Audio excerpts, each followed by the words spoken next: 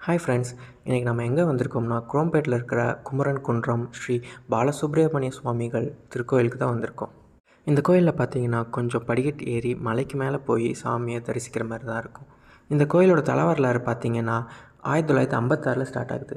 1956 காஞ்சி மகாபெரியவா ஸ்ரீ சந்திரசேகரேந்திர சரஸ்வதி சுவாமிகள் குரோம்பேட் பக்கத்தில் வந்திருக்கிறப்போ இந்த குன்றை பார்த்துட்டு, இந்த குன்றுக்கு மேலே கண்டிப்பாக ஒரு முருகன் வருவார், அந்த முருகன் மக்களோட கவலையெல்லாம் தீர்ப்பார் அப்படின்ட்டு அருளிட்டு போனார். அவருடைய அருள்வாக்கு கேட்டுட்டு மக்கள் எல்லாம் சந்தோஷம் அடைஞ்சு கீழே மலையடி வாரத்தில் ஸ்ரீ சித்தி விநாயகர் கோயிலை கட்ட ஆரம்பித்தாங்க.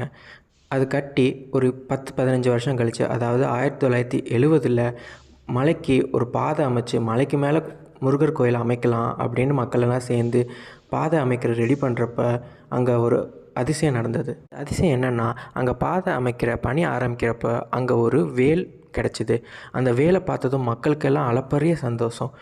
முருகனுடைய கருணையே கருணை அப்படின்னு ரொம்ப சந்தோஷப்பட்டு மக்கள் எல்லாம் சேர்ந்து இன்னுமே துரிதமாக வேலை செஞ்சு முருகருக்கு கோயில் கட்ட ஆரம்பித்தாங்க. 1979 வருஷம் குன்றின் மீது ஸ்ரீ சுவாமிநாத சுவாமிகள் பிரதிஷ்டை செய்யப்பட்டது.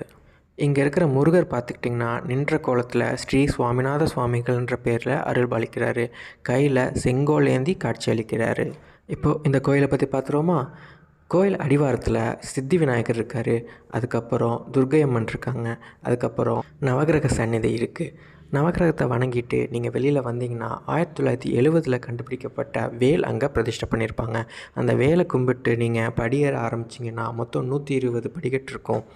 நீங்கள் அந்த 120 படிக்கட்டு ஏறுறதுக்கு முன்னாடியே நீங்கள் ஏறும் வழியிலேயே பார்த்தீங்கன்னா ரைட் சைடு இடும்பன் சந்நிதி இருக்குது.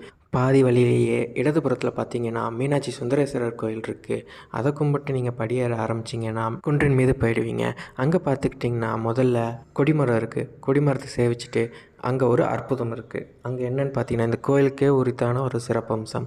பொதுவாக முருகன் கோயிலில் முருகரோட வாகனம் பார்த்திங்கன்னா மயில் தான் இருக்கும். ஆனால் இந்த கோயிலில் பார்த்துக்கிட்டிங்கன்னா ஒரு யானை இருக்குது. ஆமாங்க, இந்த கோயிலோட முருகரோட வாகனம் பார்த்துக்கிட்டிங்கன்னா யானை தான். அது கொடிமரத்துக்கு அடுத்தும் சரி, முருகர் சிலைக்கு நீங்கள் ஆப்போசிட்டில் பார்த்திருந்தாலும் சரி யானை தான் இருக்கும்.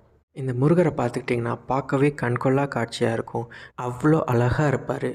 நீங்கள் மனமுருகி வேண்டிட்டு வெளியில் வந்து உட்காந்திங்கன்னா மனசுக்கு அவ்வளோ ஆறுதலாக இருக்கும், மன நிம்மதியாக இருக்கும். நீங்கள் இந்த கோயிலுக்கு போயிருந்தீங்கன்னா கமெண்ட் பண்ணுங்கள். நீங்கள் இன்னும் இந்த கோயிலுக்கு போனதில்லைன்னா குரோம்பேட்டில் இருக்கிற ஹஸ்தினாபுரம் மெயின் ரோட்டில் குமரன் குன்றமில் இருக்கிற கோயில் தான் இது. நீங்கள் போயிட்டு கமெண்ட் பண்ணுங்கள். தேங்க்யூ.